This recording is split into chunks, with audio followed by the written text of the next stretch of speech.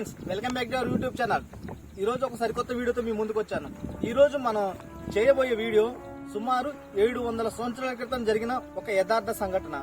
పల్నాడు జిల్లా దుర్గి మండలం అడిగొప్పల గ్రామంలో ఈ విషాద ఘటన అయితే జరిగింది. ఈ రోజు మనం శ్రీ నిదానంపాటి లక్ష్మీ అమ్మవారి యొక్క చరిత్రను అయితే తెలుసుకోబోతున్నాం. ఫ్రెండ్స్, ఇప్పుడు ఈ వీడియోలో మనం తెలుసుకోవాల్సిన విశేషాలు ఏమిటంటే, కైలాసంలో ఉన్న పార్వతీదేవికి శ్రీ లక్ష్మీ అమ్మవారికి ఉన్న సంబంధం ఏమిటి? అందరూ చెప్తున్నారు పార్వతీదేవి అంశంతోనే ఈ లక్ష్మీ అమ్మవారు జన్మించారని. ఆ విషయం కూడా మనం ఈ వీడియోలో తెలుసుకుందాం. అంతేకాకుండా అమ్మవారు పెళ్లి కాకుండానే గర్భం దాల్చారు. గర్భం దాల్చిన వెంటనే తన సొంత అన్నలచే ఎందుకు మంటలలో దహనం చేయబడిందో అనే విషయం కూడా మనం తెలుసుకుందాం. ఇంత గొప్ప పుణ్యక్షేత్రమైన అడిగొప్పలకి నేను ఏ విధంగా రావాలో మీకు పిన్ టు పిన్ లొకేషన్తో సహా చెప్తాను.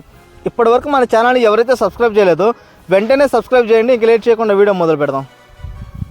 ఓకే ఫ్రెండ్స్, ఇంక మనం లేట్ చేయకుండా అమ్మవారి దగ్గరికి అయితే వెళ్దాం. సో మీకు అక్కడ కనిపిస్తుంది కదా ఆర్చి, మనకి అక్కడ నుంచేనమాట. మనకి ఆర్చి నుంచి లోపలికి వెళ్ళాలి. మనకి ఇటు స్ట్రైట్ వెళ్తే మనకి మాచర్లు అయితే వస్తుంది. మీకు బస్ ఫెసిలిటీతో సహా మీకు పిన్ టు పిన్ లొకేషన్ అయితే చెప్తా. మనం లేట్ చేయకుండా ఇంక వెళ్దాం. ఈ లక్ష్మీ అమ్మవారు పల్నాడు జిల్లా దుర్గి మండలం అడిగొప్పల్ అనే గ్రామంలో సుమారు 700 సంవత్సరాల క్రితం యాగంటి రామయ్య ఇంట్లో జన్మించింది. మనం ఈ టెంపుల్ కి ఏ విధంగా చేరుకోవాలంటే, నరసరావుపేట నుంచి మాచర్ల వెళ్లే బస్సు ఎక్కితే మనకి అడిగొప్పల దాటిన వెంటనే మనకి రోడ్డు పక్కనే మనకి ఈ విధంగా ఆర్చి అయితే కనిపిస్తుంది. శ్రీ నిదానంపాటి లక్ష్మీ అమ్మవారి యొక్క దేవస్థానం అని చెప్పేసి. సో రోడ్డు పక్కనే మనకుంటది. ఎవరైతే తెలియకుండా ఉంటారో సో వాళ్ళకి రోడ్డు పక్కనే ఇదే విధంగా అమ్మవారి యొక్క పెద్ద ఫోటో అయితే మనకి ఈ విధంగా కనిపిస్తా ఉంటది అనమాట. సో ఇది చూసి మనం ఫైండ్ అవుట్ చేయొచ్చు. మనం లేట్ చేయకుండా లోపలికి వెళ్దాం. ఇదంతా ఒకప్పటి నల్లమల్ల అటవీ ప్రాంతం అనమాట. సుమారు 700 సంవత్సరాల క్రితం అంటే డెవలప్మెంట్ అయితే ఏముండదు. చుట్టూ చెట్లు, ఒక కాలిబాట మాత్రమే ఉండేది. ఒకప్పుడు ఈ ప్రాంతం చుట్టూ నల్లమల్ల అటవీ ప్రాంతం. సో ఈ ప్రాంతంలోనే తన సొంత అన్నలు పొలానికి రమ్మని పిలిచి పత్తి కట్ట మీద అమ్మవారిని దహనం చేయటం అయితే జరిగింది.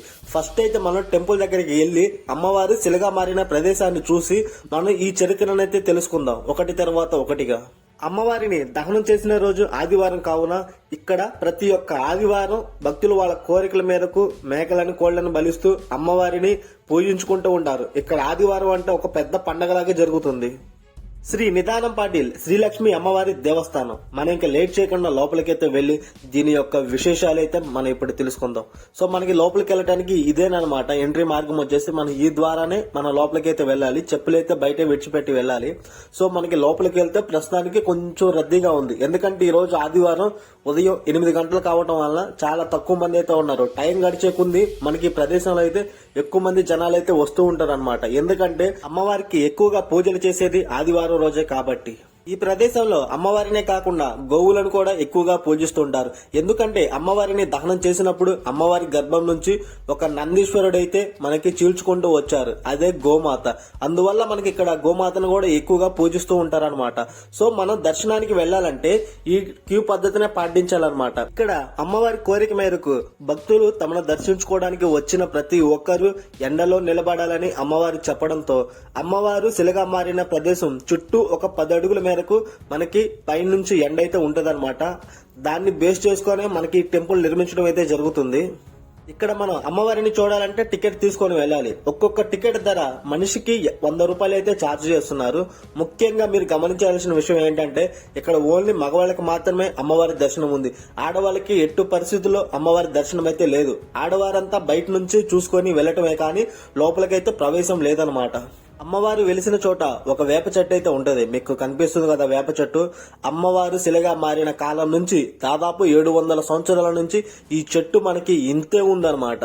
ఈ ప్రదేశం నుండే అమ్మవారు ప్రతి ఒక్క భక్తుల కోరికలు నెరవేర్చడం అయితే జరుగుతుంది. సో మనం కూడా లేట్ చేయకుండా ఫస్ట్ అయితే దర్శనానికి వెళ్లి లోపల అమ్మవారు ఏ విధంగా ఉందో చూసేద్దాం. మీకు కనిపిస్తుంది కదా ప్రెసెంట్ ఇప్పుడు బ్యాచ్ వైజ్ గా అంటే కొంతమందికి ఒకసారి మనకి ఇక్కడ ఎంట్రీ అయితే ఉంటదన్నమాట టికెట్ తీసుకున్న వాళ్ళకి. మీకు ఫస్ట్ లో చెప్పాను కదా, అమ్మవారు వెలిసిన ప్రదేశం నుంచి దాదాపు 10 అడుగులు చుట్టూ మేరకు మనకి టెంపుల్ నిర్మించడం అయితే జరుగుతుంది. ఎందుకంటే ఆనాడు అమ్మవారు చెప్పారు తనను దర్శించుకోవడానికి వచ్చిన ప్రతి ఒక్కరూ ఎండలోనే నిలబడాలని. మీరిక్కడ గమనించినట్లయితే మగవారు మాత్రమే దర్శనానికి లోపలికి వెళ్తున్నారు. ఆడవారి మొత్తం ఈ గేట్ అవతల బయట నుండే అమ్మవారిని చూడటం అయితే జరుగుతుంది. మీకు కనిపించే ప్రదేశంలోనే అమ్మవారు శిలగా మారటం అయితే జరిగింది. అమ్మవారి చుట్టూ కొంతమంది విగ్రహాలు అయితే ఉన్నాయి. అవి తన చిన్నన్నయ్య కుటుంబ సభ్యులే మాత్రమేనమాట. ఎందుకంటే అప్పుడు తన చిన్నన్నయ్య మాత్రమే తనని కాపాడాలనుకున్నాడు. ఇంకా ఈ ప్రదేశంలోనే అమ్మవారు సుమారు 700 సంవత్సరాల క్రితం తన సొంత అన్నయ్యలచే దహనం చేయబడిన ప్రదేశం ఇదేనమాట. కానీ ఎవ్వరికి తెలియదు అమ్మవారు సాక్షాత్తు పార్వతీదేవి అంశతోనే మనకి ఈ భూమి మీద జన్మించడం అయితే జరిగింది ఒకనొక శాపంతో. సో మీరు చూస్తున్నారు కదా శిలా విగ్రహం ఇదేనమాట అమ్మవారిది వచ్చేసి. ఇక్కడ ప్రతి ఒక్క ఆదివారం పొంగల్తో అమ్మవారికి నైవేద్యం కూడా పెడుతూ ఉంటారు. చూస్తున్నారు కదా మీకు కనిపించేది ఆ చెట్టు అనమాట. ఈ చెట్టు కింద ఇచ్చేయటం అయితే జరిగింది. ఈ కనిపించేవన్నీ శిలా విగ్రహాలు వాళ్ళ చిన్నన్నయ్య కుటుంబ సభ్యులే అనమాట.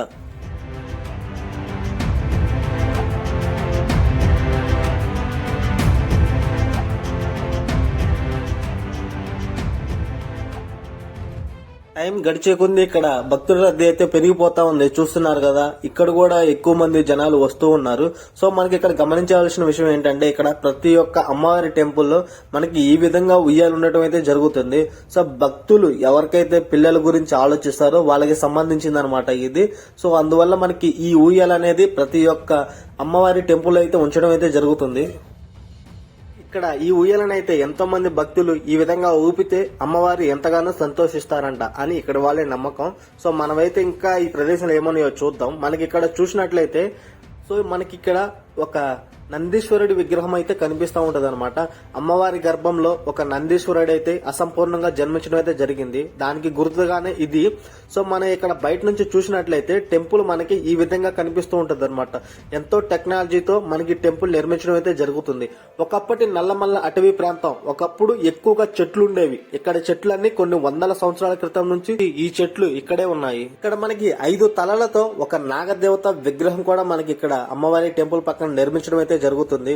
ఎందుకంటే ఆ కాలంలో అమ్మవారు చనిపోవడానికి ముందు ఈ నాగదేవత అయితే ప్రత్యక్షమయ్యి అమ్మవారికి జరగబోయే సిచ్యువేషన్ అంతా చెప్పింది. కానీ అమ్మవారు తన అన్నలకి ఇచ్చిన మాట కోసం వెళ్లి అమ్మవారు మరణించడం అయితే జరుగుతుంది. ఇంకా అప్పటి నుంచి ఈ 5 తల నాగపాము శిలా విగ్రహం కూడా మనకి ఇదే టెంపుల్ పక్కన ఉండటం అయితే జరిగింది. ఇక్కడికి వచ్చి అమ్మవారిని దర్శించిన ప్రతి ఒక్క భక్తులు ఈ నాగదేవతను కూడా దర్శనం చేసుకుంటూ ఉంటారు. ఈ నాగదేవత శిలా విగ్రహం చుట్టూ తిరిగి భక్తులు వాళ్ళ కోరికల మేరకు ఈ నాగదేవతకి పాలైతే పోస్తూ తమ కోరికలు నెరవేర్చుకునే విధంగా భక్తులైతే చేసుకుంటూ ఉంటారు అనమాట. ఇక శ్రీలక్ష్మి అమ్మవారి యొక్క చరిత్ర చూసినట్లయితే ప్రస్తుత పల్నాడు జిల్లా దుర్గి మండలం అడిగొప్పల్ అనే గ్రామంలో సుమారు 700 సంవత్సరాల క్రితం అమ్మవారి జన్మించింది. ఈమెని పార్వతీదేవి అంశగా భావిస్తూ ఉంటారు. ఎందుకో తెలుసుకుందాం.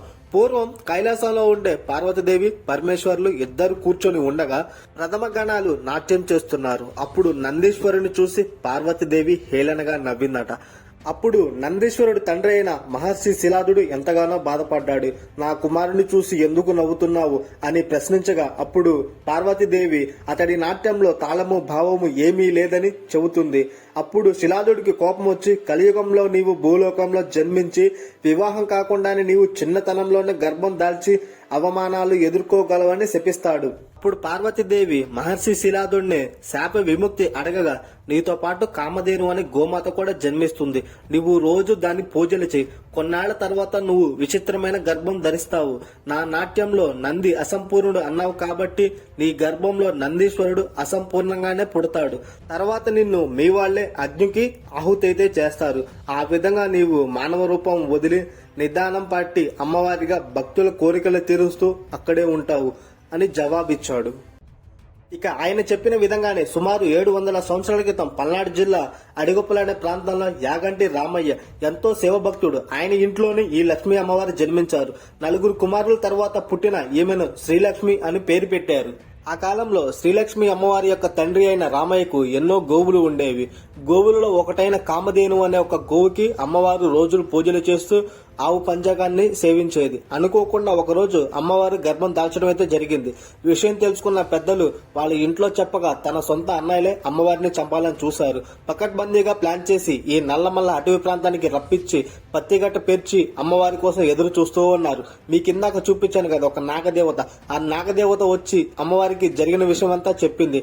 కానీ అమ్మవారు ఎలాగూ నమ్మలేదు. తన సొంత అన్నల దగ్గర కానీ వెళ్లి ఆ పత్తి కట్టల మీదే అమ్మవారి దహనం అయితే చేయబడ్డారు. సో ఆదివారం పూట పూట చేయబడ్డారు కాబట్టి ఇక్కడ అమ్మవారికి ప్రతి ఒక్క ఆదివారం పూజలైతే చేయబడుతూ ఉంటాయి అన్నమాట. సో అంతేకాకుండా అమ్మవారు ఈ విధంగా శిలగా మారి మనకి ప్రతి ఒక్క భక్తుల యొక్క కోరికలు నెరవేర్చడం అయితే జరిగింది. ఇది ఫ్రెండ్స్ జరిగిన సంఘటన. ఈ వీడియో నచ్చితే మాత్రం తప్పకుండా లైక్, షేర్, సబ్స్క్రైబ్ అయితే చేయండి. మరొక వీడియోతో మళ్ళీ కలుద్దాం. Thank you.